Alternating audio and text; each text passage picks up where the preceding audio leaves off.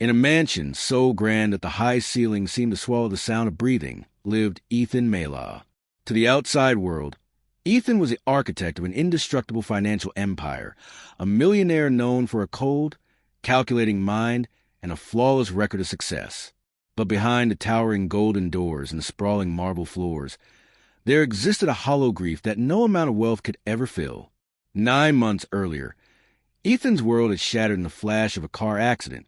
He had worked late that night, as he always did, and his wife had gone to pick him up. She never made it. Ethan blamed himself, carrying the weight of that night in every line on his face. But the true victim of the tragedy was his 3-year-old daughter, Lily. Once a child of laughter and chubby cheeks, Lily had collapsed into a silent shell. For nearly 2 weeks, the situation had turned desperate. She had stopped eating. She rejected every bottle, every spoon, and every attempt from the world's most expensive specialists and nutritionists. Lily had grown so frail that her wrists were thinner than twigs, and her eyes, once bright as a summer morning, now looked like dim, tired moons. Despite his billions, despite having the world at his fingertips, Ethan Mela was utterly helpless. The mansion staff whispered in the shadows. Ethan had hired and fired over 10 professional nannies and medical maids in a single month. It wasn't that the maids were incompetent. It was that Lily wouldn't let a soul come near her. At the sight of any stranger, she would scream in a panic that bordered on heartbreak. Then came Anna. Anna was a quiet woman in her 20s who applied for the position out of a quiet, desperate need for work. She wasn't a doctor. She didn't have a wall of credentials. But when Ethan interviewed her, he didn't see a resume. He saw a warmth in her gaze, a sincerity that felt like a relic from a kinder world. Against his better judgment, he gave her a chance. The staff placed bets in the kitchen. Let's see if this one lasts until sunset. On her first day, Anna entered Lily's room. The curtains were drawn tight. The air was heavy with the smell of stale grief, and a tiny, golden-haired figure was curled in the corner, clutching a faded photo of her mother. Anna didn't speak. She didn't try to pick Lily up or offer hollow comforts. Instead, she sat on the floor at the opposite end of the room.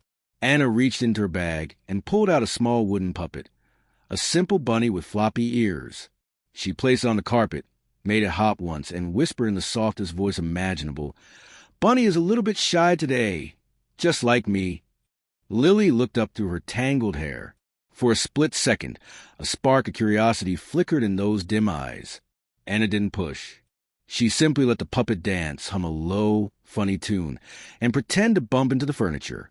She made the bunny fall over and cry out softly, "Ouch!" I fell on my tail. "Lily, do you know where my tail is?" Lily didn't answer, but for the first time in weeks, her shoulders relaxed. Anna returned every day at the exact same time. She never forced Lily to talk. She never tried to replace the memory of the mother Lily missed. She simply offered the one thing the child had lost, gentle attention, without a single demand. By the 4th day, Lily crawled an inch closer. By the 6th, she reached out her small, trembling hand to touch the bunny's ear. And on the 8th day, the silence of the mansion was broken by a single whispered word. More.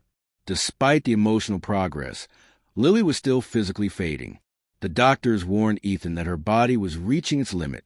On the morning of the 13th day, the air in the mansion felt like it was holding its breath. Anna went into the kitchen at dawn. She didn't prepare a 5-star meal.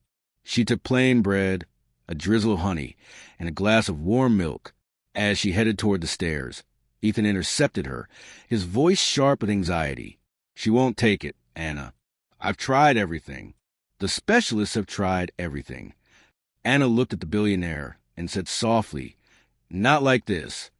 She entered the room and sat on the floor with the plate. She brought out the bunny. "Bunny is so hungry today," she whispered playfully to the puppet. "But he's scared. He doesn't want to eat all alone." Lily watched, her expression grave.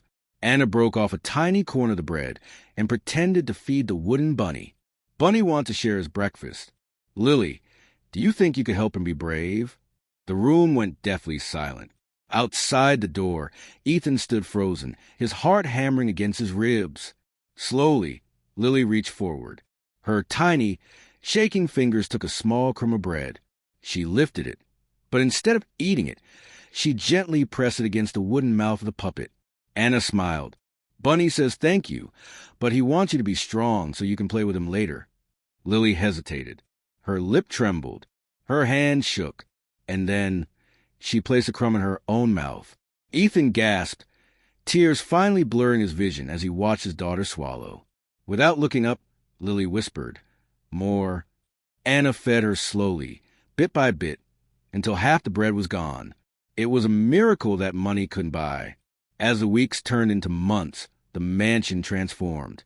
The golden walls no longer echoed with silence, but with the sound of little girls' giggles and the rhythmic hopping of a wooden bunny. Lily began to eat, to play in the garden, and to live again.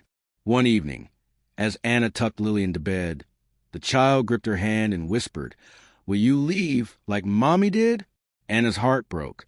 She leaned down, kissed Lily's forehead, and whispered, "No, sweet girl, I am here. I'm not going anywhere." Ethan, watching from the doorway, realized that Anna had given his daughter something he never could, a reason to trust the world again. That night, in the quiet of his study, he thanked her, not as an employer, but as a father who had been saved from the brink of despair. "You didn't just feed my daughter, Anna," he said, his voice thick with emotion. "You saved her life." Anna simply replied, "Lily didn't need a maid. She needed someone to see her heart, not her grief. Wealth can build a house, but only love can make it a home." As the sun set over the mansion, for the first time in years, the house felt complete. If this story touched your heart, and if you believe in the power of kindness to heal what wealth cannot, please subscribe to this channel. Your support allows us to bring more emotional and meaningful stories to life. Like, share, and stay connected for more stories that remind us that even in the deepest shadows, there is always a light.